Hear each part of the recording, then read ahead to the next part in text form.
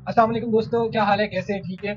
अच्छा, आज हम बात करेंगे कि फ्लोरिडा के वेदर के बारे में, क्योंकि अभी कुछ आपसे कुछ 2-3 घंटे के बाद मैच शुरू होने वाला है। तो फ्लोरिडा का वेदर क्या कह रहा है और क्या क्या मामला पेश आने वाले हैं, इस बारे में हम बात करेंगे। सबसे पहले हम बात करते हैं फ्लोरिडा के वेदर की। फ्लोरिडा का वेदर ये कह रहा है कि पिछले 5-6 घंटों से कोई बारिश नहीं हुई, लेकिन हाँ, मैच के दरमियान बारिश होने के इम्कान बहुत ज्यादा है। मतलब मैच में ना बहुत ज्यादा बारिश का चांस है कि भाई बारिश होगी, इतना ज्यादा चांस है। लेकिन ये है कि 50% है, एक बंदा आएगा फिर जाएगा, आएगा जाएगा, आएगा जाएगा। मसला ये है कि वहां पे ह्यूमिडिटी का बहुत मसला हो रहा है, तो वहां पे हवा नहीं चल रही, हबस बहुत है। तो जब हवा नहीं चलती फिर वो बारिश आती है, वो फिर थोड़ी देर रुकती है। अब पाकिस्तान और इंडिया के मैच में ये था कि बारिश आई थी और चली गई थी, लेकिन अब बारिश आई थी तो रुकेगी भी। और यूएसए के लिए वैसे भी नॉकआउट स्टेज है, और मुझे इतना यकीन है कि आयरलैंड ऑन पेपर भी अच्छी टीम है और सारा कुछ उनका बहुत बेहतर है, और वो यूएसए को हरा भी सकते हैं, क्योंकि वो ऑन पेपर बहुत अच्छी टीम है USA, Ireland as compare to USA. और यूएसए वैसे भी पहली दफा नॉकआउट मैचेस में आ रहा है। तो मुझे ऐसे लगता है कि जब पहले मैच में आया था कि कोई प्रेशर नहीं था, दूसरे मैच में फिर पाकिस्तान के खिलाफ आया था, उसको बिल्कुल प्रेशर नहीं था। अब वो इंडिया से हार के आ रहा है, अब उसको प्रेशर भी होगा, नॉकआउट मैच का भी वो होगा। तो मुश्किलात हैं इनके लिए, और आयरलैंड जो टेस्ट नेशन है उसको तो करना भी अच्छा ही चाहिए।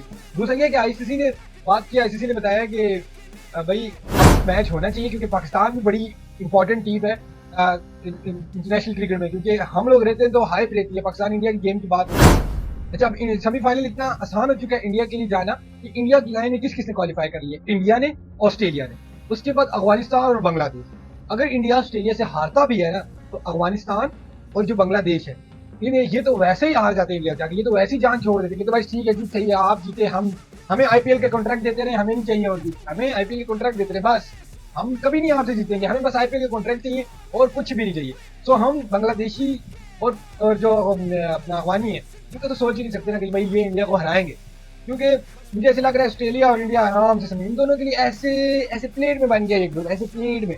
पहले न्यूजीलैंड होना था, वो न्यूजीलैंड बाहर निकल गया और बहुत आसान हो गया। हमारी तरफ देखा जाए, वेस्ट इंडीज ने क्वालिफाई कर लिया, साउथ अफ्रीका ने क्वालिफाई कर लिया, और पर बहुत चांस है कि इंग्लैंड क्वालिफाई कर लेगा। अगर स्कॉटलैंड ऑस्ट्रेलिया को हराता है, ये तो बहुत बड़ा अपसेट सा हो जाएगा, वैसे होने नहीं लगा, इंग्लैंड ने क्वालिफाई कर लिया।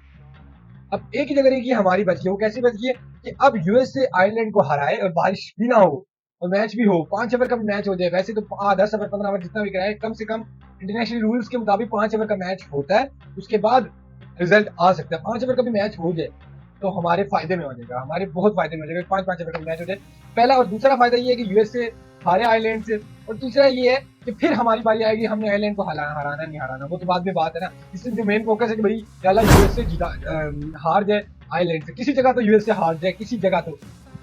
अब हम क्या कह सकते हैं, हम किसी का कसूर भी नहीं है, हमारा अपना कसूर है। अभी बांग्लादेश और अफगानिस्तान चली गई, हम यूएसए से हार गए, हम सोच भी नहीं सकते थे कि यार यूएसए से हार सकते। बिल्कुल यकीन ही नहीं हो रहा कि भाई हम यूएसए से भी हार सकते हैं, किसी और का कोई कसूर नहीं है इसमें, ये सारा का सारा हमारा कसूर है। बाबर आजम साहब को देखो, उनकी कप्तानी से देखो, उनको कप्तानी आज तक करना ही नहीं आई, सिखाई नहीं उन्होंने टीम क्या खिलाई है यार, टीम।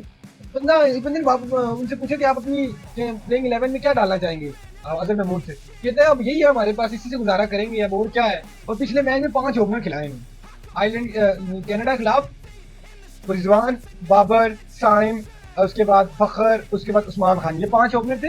उसके बाद हमारे पास कोई मिडिल ऑर्डर का बैट्समैन नहीं था। उसके बाद हम डायरेक्ट शदाब खान के पास चले गए, इमाद हसीन के पास चले गए, हम लोअर मिडिल ऑर्डर के बाद बैट्समैन के पास चले गए, हमारे पास कोई बैट्समैन ही नहीं था, तो हमने सीधे सीधे 5 ओपनर खिलाए थे। हमारे पास ये इतनी किल्लत है, ये हालत है हमारी सिलेक्शन कमेटी की, ये हालत है।